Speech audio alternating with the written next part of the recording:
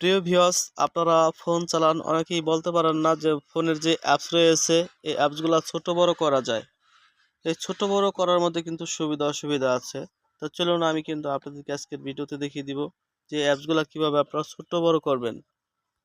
আমি রিকোয়েস্ট করলে অবশ্য আপনারা ভিডিওতে লাইক করবেন না জানি। তো আপনাদের ইচ্ছা মতো যদি ভালো লাগে লাইক করবেন।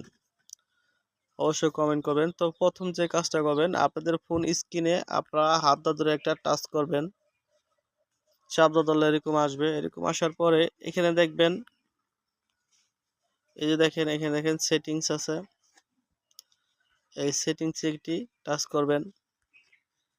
সকলেই পারবে, সহজ একটি সেটিংস। তো এখানে চলে আসবেন।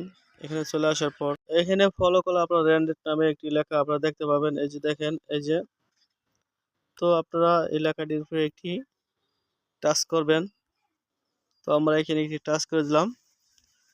এখানে টাচ করার পর আপনারা কিন্তু উপরে কিন্তু অ্যাপ্লিকেশনগুলো দেখতে পাবেন। এখানে দেখেন খুব সহজে কিন্তু দেখা যাচ্ছে। তো এখানে একটি অ্যাপসগুলো ছোট বড় বানানোর একটি আইকন রয়েছে। এটা আপনি এদিক নিলে ছোট হবে, এদিক নিলে বড় হবে।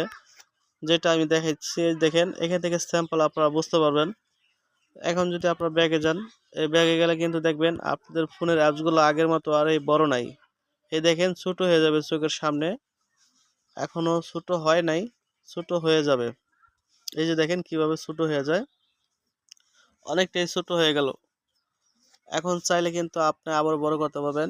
আবার স্ক্রিনে টাচ করবেন, আবারও সেটিংসে টাচ করবেন, আবারও আপনারা এখানে টাচ করবেন। টাচ করার পর এখানে যদি আপনারা ফুল করে দেন আবারও বড় হয়ে যাবে। তো ভালো থাকবেন, সুস্থ থাকবেন। আল্লাহ হাফেজ।